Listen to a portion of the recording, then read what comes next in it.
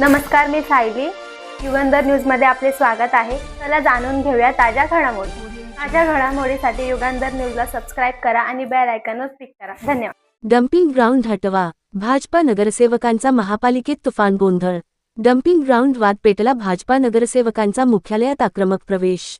महापालिकेत भाजपा नगरसेवकांचा मुख्यालयात गोंधळ. सुरक्षा रक्षकांशी झटापट. भाजपा नगरसेवकांचा आक्रोश. सत्ताधारी विरुद्ध सत्ताधारी. शिवसेना विरोधात भाजपा नगरसेवकांचे आंदोलन.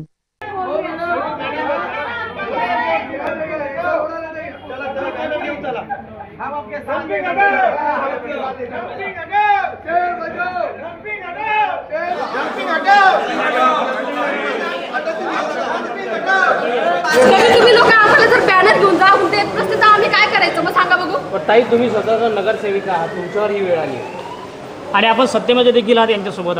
मॅडमने आमच्याकडे थोडं लक्ष द्यायला पाहिजे. तुम्हाला स्वतःला डम्पिंगचा त्रास होतो त्यावेळेस? भरपूर त्रास होता. आम्ही बोलतोय असे तिथलेच आहेत ना, मग आम्हाला तकलीफ होणारच ना. आमच्या जास्त आमच्या लहान बाळांना केवढा तकलीफ होते, एवढा तकलीफ होते, भरपूर तकलीफ होते.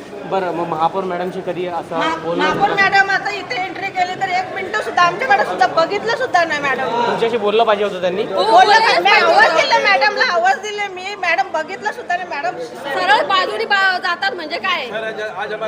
एक महिना तर हे दिलेलं 1 महिन्यात होऊन जाईल, अजून काही झालेलं नाही आहे. अक्षरशः तिकडे संत भूमी आहे आमची 5 नंबर ही. आमचे संत बाहेर जाऊन राहतात आहेत ह्या एका डम्पिंग ग्राउंडच्या विषयावर. आज आम्ही ते बसलोय. डम्पिंग हटाव, शहर बचाव. पण तुम्ही सत्तेत युतीमध्ये असताना ही वेळ तुमच्यावर आली. प्रश्न हेच नाही आहे. जनता तिकडे, आमची जनतेने आम्हाला निवडून दिलेलं आहे. आज जनता तिकडे वारंवार तुम्ही श्वास घेऊ शकत नाही अशी हे टाइम आलेलं आहे. दादा, काय सांगा? महत्त्वाची गोष्ट अशी आहे का 2017 जो डम्पिंग ग्राउंड अनधिकृत बसवलेला आहे, त्याच्यात शासनाने जबरदस्तीमध्ये जनतेवरती लादलेला हा प्रकार आहे. आणि मी तर असं बोलतो, तिथे बाजूला शाळा आहे, त्याच्यामध्ये 600 विद्यार्थी आहेत आणि बाजूला पाण्याची टाकी आहे, तिथं सम आहे. कमीत कमी त्या सममधून 50,000 लोक पाणी पितात आणि ते सम पूर्ण डम्पिंगचा पाणी सममध्ये जाऊन ते पाणी टाकीमध्ये जातो आणि तेच पूर्ण शहराला 5 नंबर एरियाला पाणी जातो. तर अशा टायमाला तो डम्पिंग तिथं ठेवून आणि जो गोरगरीब जनता तिथे, त्या गोरगरीब जनते रूमचा भावसुद्धा त्यांचा 5 लाखावरून 2 लाखावरती आला आहे. तिथे राहण्याची परिस्थिती नाही. पब्लिक काय करणार? पब्लिक आम्हाला रोजच्या रोज विचारते. पण महापौरांनी हे डम्पिंग ग्राउंड 2016ला चालू झालं आहे. महापौरांनी कधी प्रतिसाद दिला नाही काय असं? महापौरांनी प्रतिसाद दिला नाही. आता मॅडमला आम्ही थांबवलं. मॅडम, तुम्ही याच्याविषयी बोला. ओव्हरटेक करून मॅडम पुढे गेल्या पण काय बोलल्या नाही.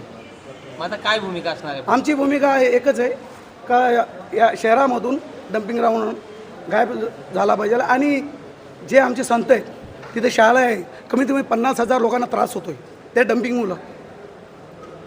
आणि आम्ही स्वतः तिथं राहतो. तर मी महापौरांना, आयुक्त मॅडमला विनंती करतो का तुम्ही कमीत कमी 1 घंटा तिथे उभे राहून दाखवा.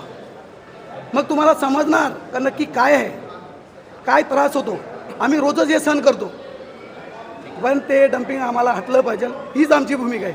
दादा, महासभा में तो आपने खुद ने ये सब्जेक्ट लिया था, फिर भी उसके ऊपर कुछ अभी तक हुआ नहीं है. सर जी, उसी वजह से तो हम लोग ने आज ये किया है प्रदर्शन. सर जी, वहाँ पे हमारे एरिया में मैं बोलता हूँ 30 से 40% बच्चों को सांस लेने में तकलीफ हो रही है.